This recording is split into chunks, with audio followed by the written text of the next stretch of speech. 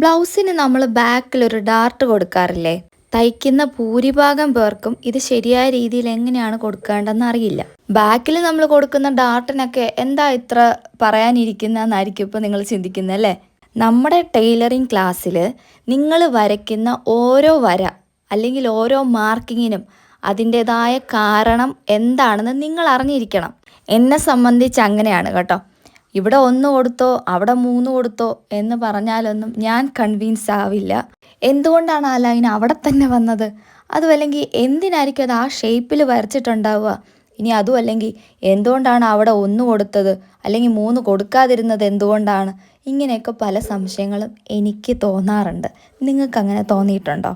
ഇന്നത്തെ നമ്മുടെ ക്ലാസ്സിൽ ഞാൻ നിങ്ങൾക്ക് പറഞ്ഞു തരാൻ വേണ്ടി പോകുന്നത് ബ്ലൗസിൻ്റെ ബാക്കിൽ നമ്മൾ കൊടുക്കുന്ന ഡാർട്ടിനെ കുറിച്ചിട്ടാണ്. എനിക്ക് വേണമെങ്കിൽ ഒരു സിമ്പിളായിട്ടൊരു ബ്ലൗസിൻ്റെ കട്ടിങ് കാണിച്ച് മാർക്കിങ്ങും കട്ടിങ്ങും ഒക്കെ കാണിച്ച് വീഡിയോ അവസാനിപ്പിക്കാം. ദാ അവിടെ ഒരു 8 വരച്ചോ, ദാ ഇവിടെ ഒരു 9 വരച്ചോ, അവിടെ നിന്ന് ഇങ്ങോട്ട് ഒരു 6 വരച്ചോ എന്നൊക്കെ പറഞ്ഞ് എനിക്കത് സിമ്പിളായിട്ട് ക്ലോസ് ചെയ്യാം. പക്ഷേ നിങ്ങൾക്ക് നിങ്ങളുടേതായ അളവിൽ ഇതൊന്ന് മാർക്ക് ചെയ്ത് കട്ട് ചെയ്യുമ്പോഴായിരിക്കും പല പല പ്രശ്നങ്ങൾ, പല പല ബുദ്ധിമുട്ടുകൾ, പല പല സംശയങ്ങൾ നിങ്ങൾക്ക് തോന്നുന്നുണ്ടാവുക. അപ്പം നമുക്ക് ഇന്നത്തെ ക്ലാസ്സിൽ ഞാൻ മുന്നേ പറഞ്ഞ പോലെ തന്നെ നമ്മുടെ ബ്ലൗസിൻ്റെ ബാക്കിലുള്ള ഡാർട്ടിനെ കുറിച്ച് മനസ്സിലാക്കിയ ശേഷം നമുക്ക് ബാക്കിയുള്ള കാര്യങ്ങളിലേക്ക് കടക്കാം കേട്ടോ.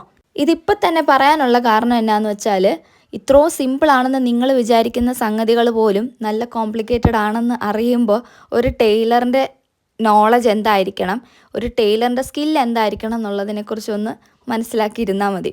അപ്പോൾ എല്ലാവർക്കും നമ്മുടെ സ്റ്റിച്ചിങ് ക്ലാസ്സിലേക്ക് സ്വാഗതം. നിങ്ങൾക്ക് ഈ വീഡിയോ ഇഷ്ടപ്പെട്ടിട്ടുണ്ടെങ്കിൽ ഒന്ന് ലൈക്ക് ചെയ്യുന്ന കാര്യം കൺസിഡർ ചെയ്യണം. അതേപോലെ നമ്മുടെ ടൈലറിങ് ക്ലാസ് കണ്ടിന്യൂ ചെയ്ത് കാണാൻ താല്പര്യമുള്ളവർ നമ്മുടെ ചാനലും കൂടെ സബ്സ്ക്രൈബ് ചെയ്തേക്കണേ. സംശയങ്ങൾ തോന്നുന്നത് നിങ്ങൾ കമൻറ്റ് വഴി ചോദിക്കുക കേട്ടോ. അപ്പോൾ ശരി, നമുക്ക് വീഡിയോ സ്റ്റാർട്ട് ചെയ്യാം. അപ്പോൾ ഞാനിപ്പോൾ കാണിക്കുന്നുണ്ടല്ലോ ഒരു ബേസിക് ബോഡി ഡ്രാഫ്റ്റിംഗ് ആണേ.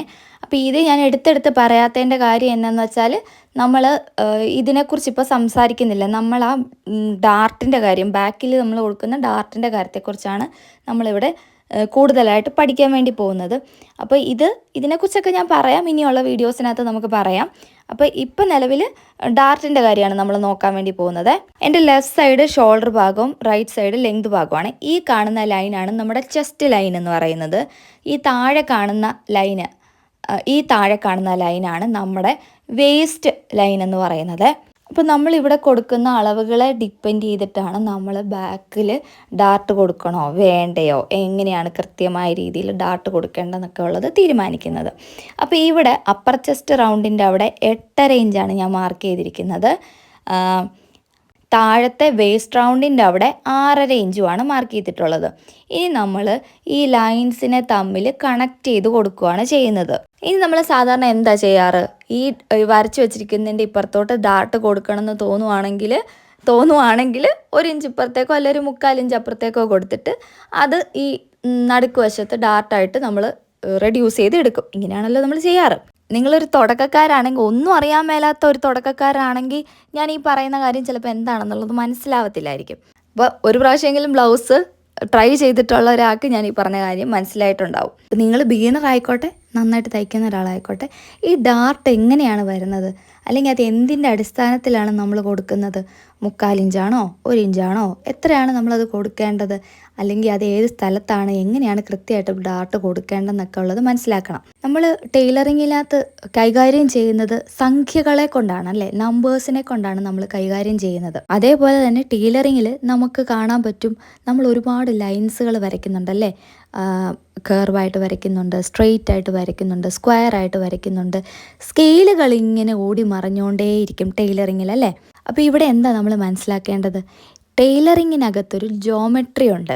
ബിൽഡിങ് പണിയുന്നതിനകത്ത് മാത്രമല്ല ഈ വരയും കുറിയൊക്കെ. നമ്മൾ ഈ തയ്ക്കുന്ന ഒരു തുണീനെ നമ്മുടെ ശരീരത്തിൻ്റെ അനുസരിച്ച് മാറ്റി വരുത്തിയൊക്കെ എടുക്കുന്നതിന് നമ്മൾ യൂസ് ചെയ്യുന്ന ഒരു ജോമെട്രി. ഫാഷൻ ഡിസൈനിങ് ഒക്കെ പഠിച്ച പിള്ളേർക്ക് ഞാൻ ഈ പറയുന്ന കാര്യമൊക്കെ ചിലപ്പോൾ മനസ്സിലാവും കേട്ടോ.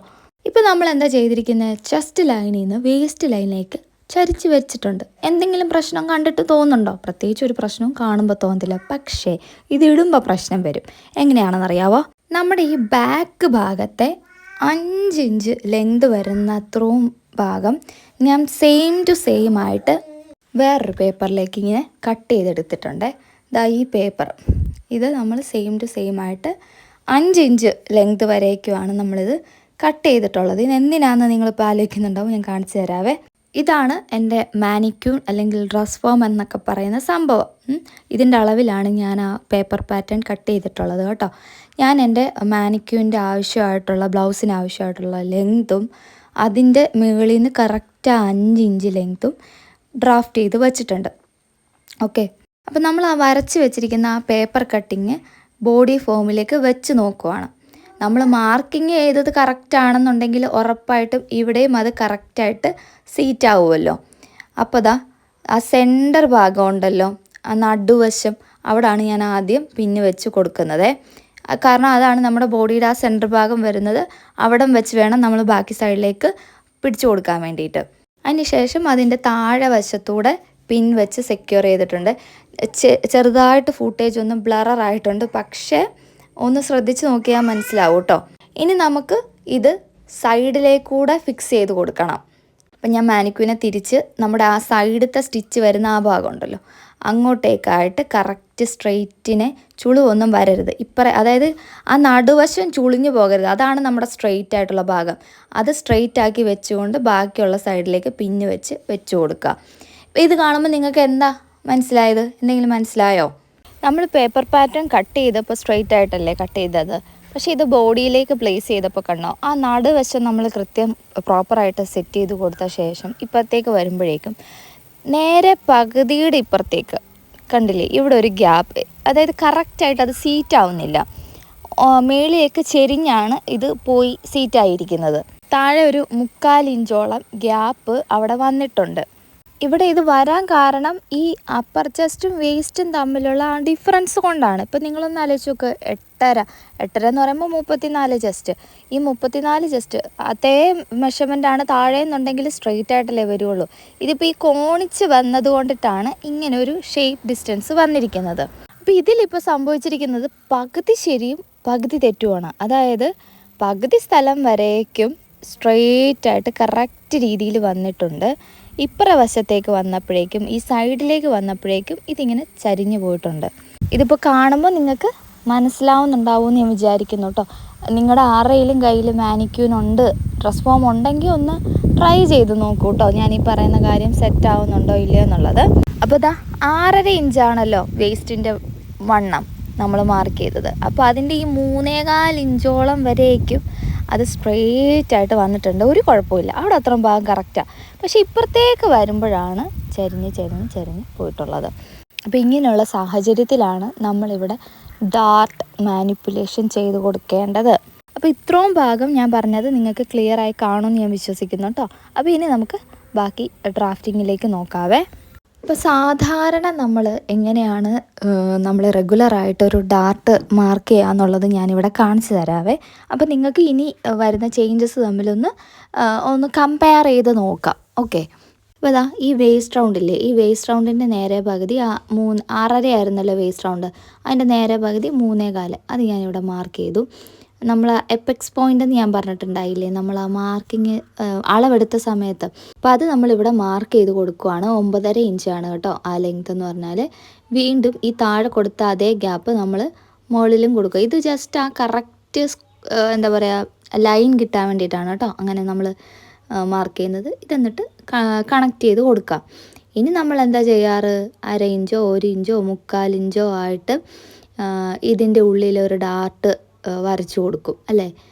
ഇതേപോലെ ചരിച്ച് 2 സൈഡിലോട്ടും ചരിച്ച് ഒരു ഡാർട്ട് മാർക്ക് ചെയ്യും.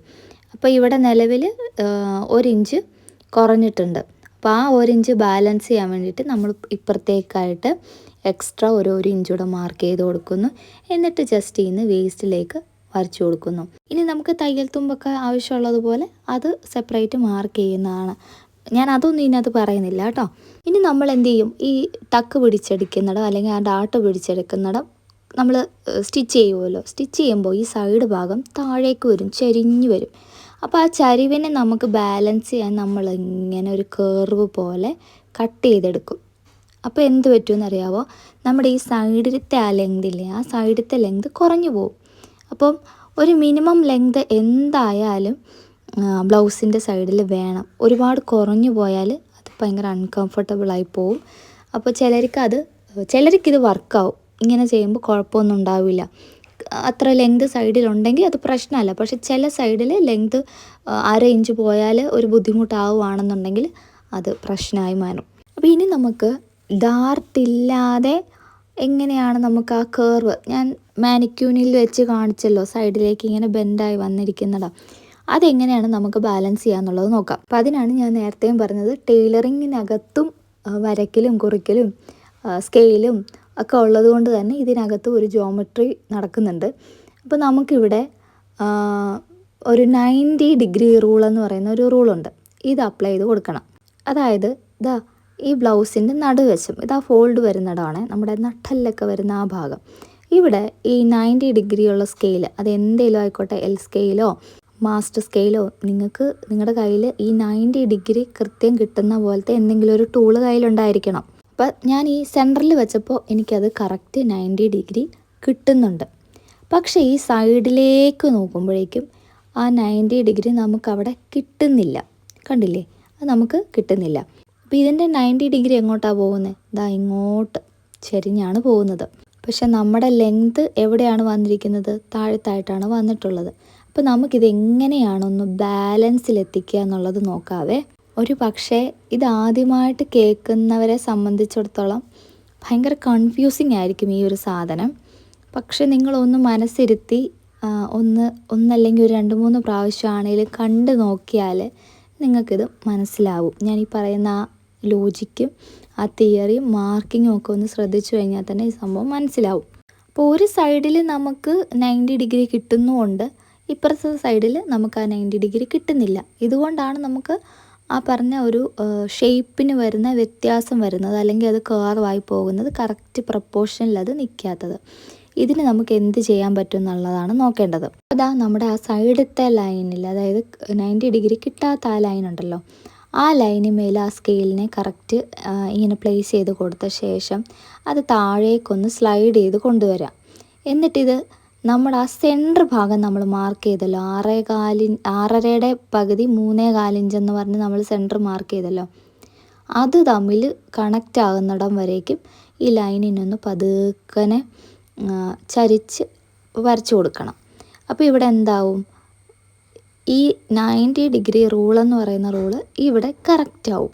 ഇത് മാർക്ക് ചെയ്യുമ്പോൾ നമ്മളൊരു കാര്യം ശ്രദ്ധിക്കണം, ഇങ്ങനെ കുനിപ്പ് പോലെ കൊണ്ട് കൊടുക്കരുത്. ലൈറ്റായിട്ടൊന്ന് കേർവാക്കി വേണം അത് എടുക്കാൻ വേണ്ടിയിട്ട്. അത് ഞാൻ മാർക്ക് ചെയ്യുന്നുണ്ട്, അത് ഞാൻ കാണിച്ചു തരാവേ.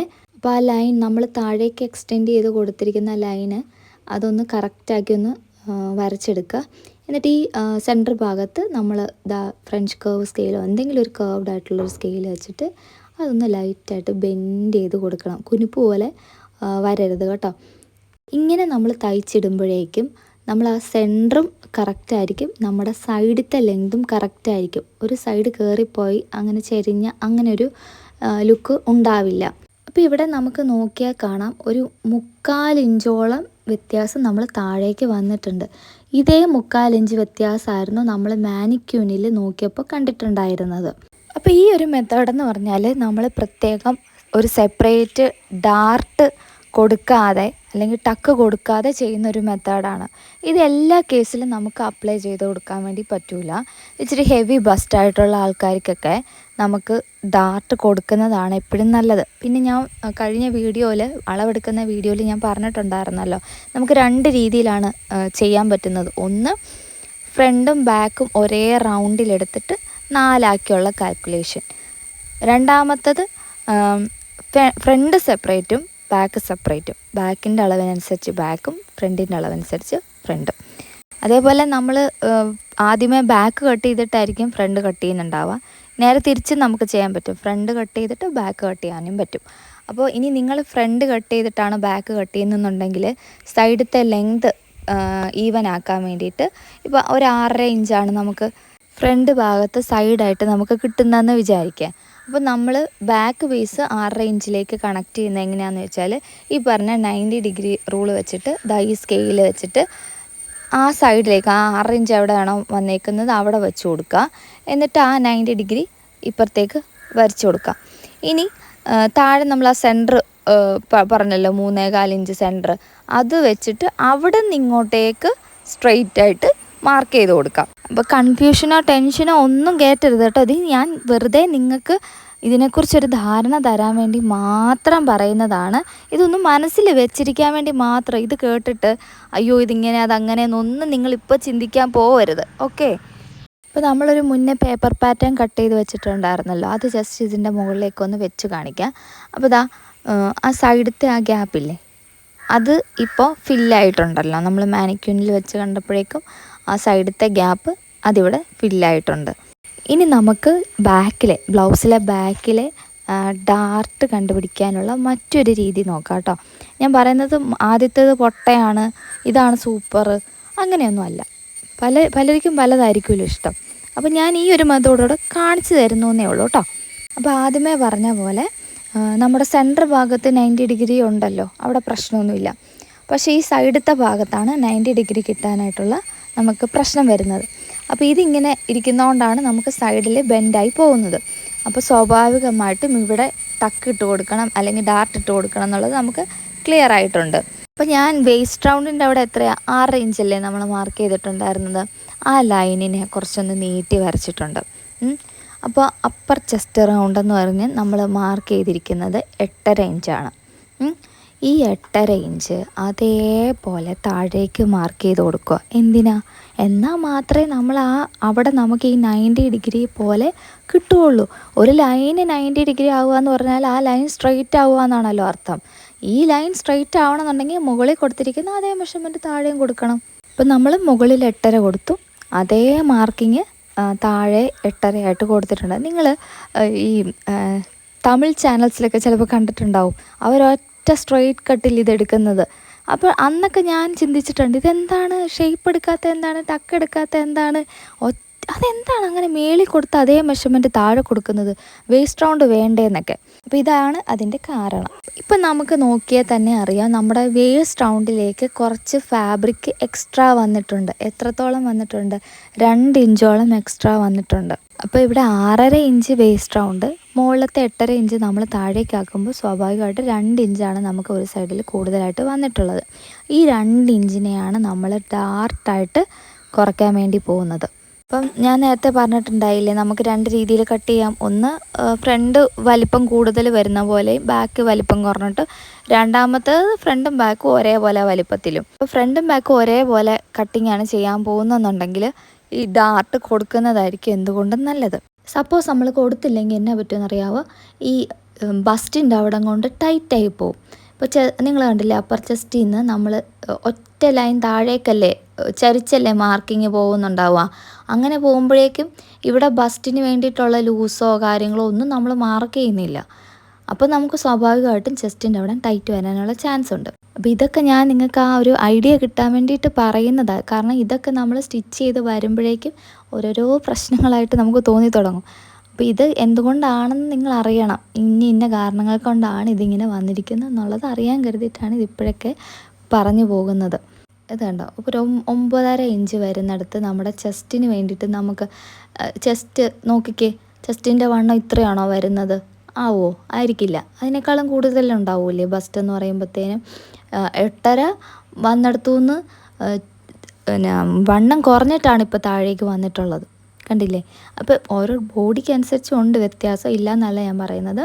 പക്ഷേ മോസ്റ്റ്ലി ഇങ്ങനെയാണത് വരിക. അപ്പോൾ സൈഡിൽ നമ്മൾ ആ ഡാർട്ട് പിടിക്കുമ്പോൾ പോയിൻ്റ് വരെയല്ലേ നമ്മൾ ഡാർട്ട് പിടിക്കുന്നുണ്ടാവുള്ളൂ. അപ്പോൾ ബാക്കിയുള്ള ഫാബ്രിക് നമുക്ക് ആ കംഫർട്ട് ലൂസ് തരും. ഇപ്പം നിങ്ങൾ വിചാരിക്കുക, 8.5 ഇഞ്ച് അപ്പർ ചെസ്റ്റ് ഉള്ള ഒരാൾക്ക് 8.5 ഇഞ്ച് തന്നെ വേസ്റ്റ് റൗണ്ട് വന്നെന്ന് വിചാരിക്കും. അപൂർവം ചിലർക്ക് അങ്ങനെയൊക്കെ വരാം. ഇതിൽ നമുക്ക് ഡാർട്ട് കൊടുക്കേണ്ട ആവശ്യമുണ്ടോ? ആവശ്യമില്ല. കാരണം അവിടെ എല്ലാം 90 ഡിഗ്രിയാണ് വന്നിട്ടുണ്ടാവുള്ളൂ. ഇനി അരവണ്ണം അതിനേക്കാളും കൂടുതലാണെന്ന് വിചാരിക്കുക, 8.5 ഇഞ്ച് വരേണ്ടടുത്ത്, അല്ല 8.5 ഇഞ്ച് അപ്പർ ചെസ്റ്റും വേസ്റ്റ് റൗണ്ട് എന്ന് പറയുന്ന ഒരു 9 ഇഞ്ചുമാണെന്ന് വിചാരിക്കുക. അവിടെ നമുക്ക് ഡാർട്ട് കൊടുക്കേണ്ട ആവശ്യമുണ്ടോ? ആവശ്യമില്ല. ഇങ്ങനെയുള്ള അളവുകളൊന്നും അങ്ങനെ വരാറില്ല. പക്ഷെ എന്നാലും ഞാൻ പറഞ്ഞു എന്നേ ഉള്ളൂ കേട്ടോ. അപ്പോൾ നമ്മുടെ ആ പോയിൻറ്റിൻ്റെ അവിടെ ഇത്രയും ആ സൈഡിലേക്ക് കാണുന്ന അത്രയും ഭാഗം നമുക്ക് ബ്ലൗസിൽ ലൂസായിട്ട് മാറും ബാക്കിൽ. എങ്കിൽ മാത്രമേ നമുക്ക് ഫ്രണ്ടുമായിട്ട് ഈക്വലി സംഭവം ബാലൻസ് ആയി പോവുള്ളൂ. പിന്നെ നമുക്ക് ആ ഡാർട്ട് പിടിക്കാം. 2 ഇഞ്ചാണല്ലോ നമുക്ക് എക്സ്ട്രാ വന്നിട്ടുള്ളത്. 6.25 ഇഞ്ച് നമ്മൾ നേരത്തെ സെൻറ്റർ കണ്ടുപിടിച്ചിട്ടുണ്ടായിരുന്നല്ലോ. സെൻറ്റർ അല്ലെങ്കിൽ നിങ്ങൾ അപ്പെക്സ് പോയിൻ്റ് ആണെങ്കിലും മാർക്ക് ചെയ്താൽ മതി കേട്ടോ. അപ്പോൾ സെൻറ്ററിൻ്റെ 1 ഇഞ്ച് അപ്പുറത്തേക്കും 1 ഇഞ്ച് ഇപ്പുറത്തേക്കുമായിട്ട് ആ 2 ഇഞ്ചിനെ ബാലൻസ് ചെയ്ത് മാർക്ക് ചെയ്യുക. എന്നിട്ട് ഷോൾഡറിൽ നിന്ന് താഴെ വരേക്കും എവിടം വരെയാണോ നമ്മുടെ പോയിൻ്റ് വന്ന് നിൽക്കുന്നത് അതുവരേക്കുള്ളത് അങ്ങനെ മാർക്ക് ചെയ്ത് കൊടുക്കുക. അതിപ്പോൾ നിങ്ങളുടെ ബോഡിക്ക് അനുസരിച്ചിട്ടാണ് 9, 9.5 ഇഞ്ചോ 10 അതെങ്ങനെയാണെന്ന് വെച്ച് കഴിഞ്ഞാൽ നോക്കിയിട്ട് മാർക്ക് ചെയ്യുക. ഞാനിവിടെ 10 ഇഞ്ച് കൊടുക്കുന്നുണ്ട് കേട്ടോ. ഇത് മനസ്സിലാകാൻ വേണ്ടിയിട്ട് മാത്രമാണ് കേട്ടോ ഞാൻ ഈ മെഷർമെൻറ്റ്സ് ഒക്കെ ഇങ്ങനെ പറയുന്നത്. ഇനി സാധാരണ പോലെ നമ്മൾ ട്രയാങ്കിൾ വരച്ചെടുക്കുമല്ലോ ഡാർട്ടിന് വേണ്ടിയിട്ട്, അത് മാർക്ക് ചെയ്യാം. ഇപ്പോൾ ഈ 2 ഇഞ്ച് വ്യത്യാസം വന്നില്ലേ, ഇതിൻ്റെ മെയിൻ കാരണം അപ്പർ ചെസ്റ്റും വേസ്റ്റും തമ്മിൽ അത്രയും ഡിഫറൻസ് വന്നതുകൊണ്ടാണ്. അപ്പോൾ ഇത് രണ്ടും ഇനി കറക്റ്റായിട്ട് ചരിച്ച് വരച്ചെടുക്കണേ. വരയ്ക്കുമ്പോൾ ഒരു കാര്യം നോക്കണം, നമ്മൾ താഴേക്കൂടെ ഈ സംഭവം ഈ ലൈനൊന്നും താഴേക്കൂടെ ഒന്ന് നീട്ടി വരയ്ക്കാൻ വേണ്ടിയിട്ടൊന്ന് ശ്രദ്ധിക്കണം. ഇപ്പം നമ്മൾ ഇനി ഈ 90 ഡിഗ്രി റൂളൊന്ന് കറക്റ്റാണോ വന്നിട്ടുണ്ടോ, എല്ലാം കറക്റ്റായി വന്നിട്ടുണ്ടോ എന്നുള്ളത് ചെക്ക് ചെയ്ത് നോക്കുക. അപ്പോൾ നമ്മൾ ആ സൈഡിലത്തെ ലൈന് 8.5 മാർക്ക് ചെയ്തല്ലോ, അതൊന്ന് ചെക്ക് ചെയ്യാം, അവിടെ കറക്റ്റായിട്ട് വന്നിട്ടുണ്ട്. ഇനി സെൻറ്റർ ഭാഗം ആ ഫോൾഡ് വരുന്നുണ്ട്, അവിടെ ചെക്ക് ചെയ്ത് നോക്കി കറക്റ്റായിട്ട് വരുന്നുണ്ട്. ഇനി നമുക്ക് ചെക്ക് ചെയ്യേണ്ടത് നമ്മൾ ഈ വരച്ചിരിക്കുന്ന ഡാർട്ടാണ്. കാരണം എന്നാണെന്ന് അറിയാം, ഇത് നമ്മൾ ഡാർട്ട് ക്ലോസ് ചെയ്യുമ്പോൾ ഇത് സ്ട്രെയിറ്റ് ആയിട്ട് വരണ്ടേ.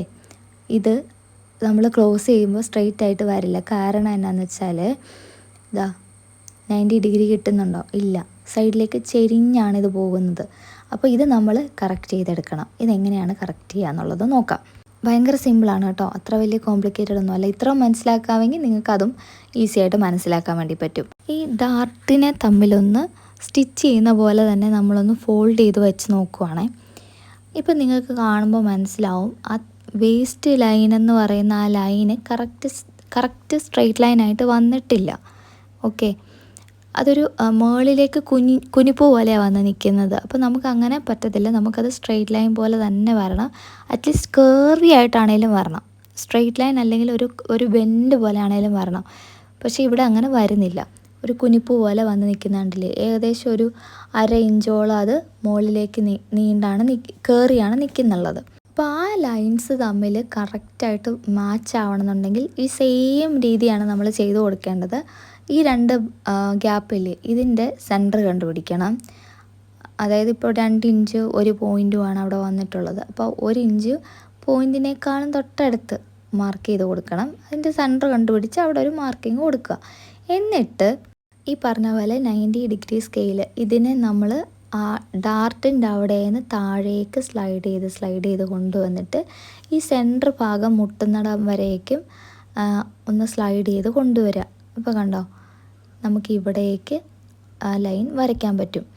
ഇതൊരു 4 ഇഞ്ചോളമാണ് അതിലേക്ക് വന്നിട്ടുള്ള ഒരു വ്യത്യാസം എന്ന് പറഞ്ഞാൽ. അപ്പോഴും നമ്മൾ ഷാർപ്പായിട്ട് കൊണ്ട് ഇതാക്കരുത്, ഒരു നാരോ ഷേപ്പിൽ ഒരു കേവായിട്ട് വേണം അത് വരയ്ക്കാൻ വേണ്ടിയിട്ട്. സെയിം രീതിയിൽ നമ്മൾ ഇപ്പുറത്തെ ഡാർട്ടിൻ്റെ അവിടെയായിട്ട് മാർക്ക് ചെയ്ത് കൊടുക്കണം. ആ സെൻറ്ററിൻ്റെ അവിടെ നിന്നേക്ക് 90 ഡിഗ്രി കിട്ടുന്ന മാതിരി ചെരിച്ച് വരച്ച് ഡാർട്ടിലേക്ക് കണക്ട് ചെയ്ത് കൊടുക്കണം. ഇപ്പോൾ അവിടെയും 90 ഡിഗ്രി കറക്റ്റായി. അപ്പോൾ ഇവിടെ സെൻറ്റർ ഭാഗത്ത് സൈഡിലത്തെ സൈഡ് സ്റ്റിച്ച് ചെയ്യുന്നിടത്ത് നമ്മുടെ ഡാർട്ട് വരുന്നിടത്ത് അങ്ങനെ എല്ലായിടത്തും നമുക്ക് 90 ഡിഗ്രി കിട്ടിയിട്ടുണ്ട്. ഇനി നമുക്ക് വേണമെന്നുണ്ടെങ്കിൽ ഒന്ന് കർവ് ചെയ്തൊന്ന് വരച്ച് കൊടുക്കാം കേട്ടോ. അതായത് ഷാർപ്പ് പോയിൻ്റായിട്ട് വന്ന് നിൽക്കരുത്, അതിന് വേണ്ടിയിട്ട് അതൊന്ന് വരച്ച് ഷേപ്പ് ചെയ്ത് എടുക്കാം. അപ്പോൾ ആ കർവ് ഒന്ന് കറക്റ്റാക്കാൻ വേണ്ടിയിട്ട് ഞാൻ ആ ഫ്രഞ്ച് കർവ് സ്കെയിലിൻ്റെ ആ ഷേപ്പ് വരുന്ന പോലെ ലൈറ്റായിട്ടൊന്ന് കർവി ആയിട്ട് വരച്ച് കൊടുക്കുന്നുണ്ട്. അപ്പോൾ മാർക്കിങ് ഇത്രയേ ഉള്ളൂ. ഇതിന് കട്ട് ചെയ്യുന്നത് എങ്ങനെയാണെന്നുള്ളതും കൂടെ ഞാൻ കാണിച്ചു തരുന്നുണ്ട്. സത്യം പറ, എത്ര പേര് കിടന്നുറങ്ങി? പറ സത്യം പറ. പണ്ട് ഞാൻ മറ്റേ സാധാരണ ആദ്യം കാണിച്ച ആ മെത്തഡൊക്കെ തന്നെയായിരുന്നു കേട്ടോ യൂസ് ചെയ്തുകൊണ്ടിരുന്നത്. ഇപ്പോൾ അത് ചേഞ്ച് ചെയ്ത് ഇതിലേക്ക് മാറിയിട്ടുണ്ട്. അതായത് ഈ ഫാഷൻ ഡിസൈനിങ് എളുപ്പമാണ്, തയ്യൽ എളുപ്പമാണെന്നൊക്കെ പറയുന്നവനെ ഇപ്പം എൻ്റെ മുന്നിൽ കൊണ്ടുവരണം എന്നുള്ള പോലെയാണ് ഞാൻ ബ്ലൗസ് കട്ട് ചെയ്യുമ്പോഴത്തേന് എൻ്റെ ഒരു ഫീലെന്ന് പറഞ്ഞാൽ. കാരണം ബ്ലൗസ് അത്യാവശ്യം നല്ല മെനക്കേടുള്ളൊരു ജോലിയാണ് കേട്ടോ, ബ്ലൗസിന് വേണ്ടി ഇരിക്കുക എന്ന് പറഞ്ഞാൽ. അതുകൊണ്ട് തന്നെയാണ് ഞാൻ ചാനലിനകത്ത് ബ്ലൗസ് അങ്ങനെ ഡീറ്റെയിൽ ആയിട്ട്, കാരണം നമ്മൾ എന്തെങ്കിലും കാണിച്ചു തന്നിട്ട് കാര്യമില്ലല്ലോ, പറഞ്ഞു തരുമ്പോൾ അത് അതിൻ്റേതായ രീതിയിൽ പറയണമല്ലോ, അതുകൊണ്ടിട്ടാണ് കേട്ടോ. അപ്പോൾ ഇപ്പം നിങ്ങൾക്ക് മനസ്സിരുത്തി പഠിക്കണം എന്നുള്ള ആഗ്രഹം വെച്ച് കണ്ടവരുണ്ടെങ്കിൽ നിങ്ങൾക്ക് മനസ്സിലായി കാണും എന്തിനാണ് ബ്ലാക്കിൽ ഡാർട്ട് നമ്മൾ കൊടുക്കുന്നത്, അതെങ്ങനെയാണ് കൊടുക്കേണ്ടത്, കൊടുക്കണോ വേണ്ടയോ, അത് ഏത് ഷേപ്പിലൊക്കെ പോകണം എന്നുള്ളത് നിങ്ങൾക്കിപ്പോൾ മനസ്സിലായി കാണും. അപ്പോൾ മനസ്സിലാകാത്തവർ, പഠിക്കണം എന്നുള്ളവർ 1-2 പ്രാവശ്യമൊക്കെ ഇരുന്ന് കണ്ട് കേട്ട് ഒന്നൊരു ബുക്കിലൊക്കെ എഴുതി ഒരു പേപ്പറിലൊക്കെ കട്ട് ചെയ്തൊക്കെ നോക്കിയാൽ നിങ്ങൾക്ക് ഈസി ആയിട്ട് കിട്ടും. അപ്പോൾ ഇപ്പോൾ കണ്ടോ, നമ്മൾ കട്ട് ചെയ്ത് കഴിഞ്ഞപ്പോഴേക്കും നമ്മുടെ ഡാർട്ട് പുറത്തോട്ടാണ് വന്നേക്കുന്നത്. കണ്ടില്ലേ, സ്ട്രെയിറ്റ് ആയിട്ട് വന്നു കഴിഞ്ഞാൽ ഇത് ഉള്ളിലേക്ക് കയറിപ്പോവും. നമ്മൾ ഇവിടെ ഒരു കാരണവശാലും സൈഡൊന്നും കട്ട് ചെയ്ത് കളയേണ്ട കാര്യമില്ല. ഇവിടെ നമുക്ക് കറക്റ്റായിട്ട് കിട്ടിയിട്ടുണ്ട്. ചരിച്ചാലൊന്നും ഇത് അങ്ങനെ പോവില്ല, സൈഡൊന്നും മാറൂല. അതുകൊണ്ട് തന്നെ നമ്മുടെ സൈഡിലത്തെ പോർഷൻസ് നമുക്ക് കട്ട് ചെയ്ത് മാറ്റേണ്ട ആവശ്യം ഇവിടെ വരുന്നില്ല. ഓക്കെ, അപ്പോൾ നിങ്ങൾക്ക് ഈ വീഡിയോ ഇഷ്ടപ്പെട്ടിട്ടുണ്ടെങ്കിൽ ഒന്ന് ലൈക്ക് ചെയ്ത് സപ്പോർട്ട് ചെയ്യുക. നിങ്ങൾക്ക് ആദ്യമായിട്ടാണ് ഇങ്ങനെയുള്ള കണ്ടൻറ്റ് കണ്ടിട്ടുള്ളതെന്നുണ്ടെങ്കിൽ ഒന്ന് കമൻറ്റ് വഴി അറിയിക്കുക കേട്ടോ. അപ്പോൾ ചാനലും കൂടെ ഒന്ന് സബ്സ്ക്രൈബ് ചെയ്തേക്കാം. അപ്പോൾ ഞാൻ പണ്ട് ഒരു പ്രാവശ്യം കട്ട് ചെയ്തിട്ടുള്ളൊരു പാറ്റേൺ ഉണ്ട്, നമ്മൾ സൈഡ് ഒതുക്കി കട്ട് ചെയ്യുന്ന ഈ പഴയ മെത്തേഡ് ഞാൻ ആദ്യം കാണിച്ചിട്ടുണ്ടായില്ലേ.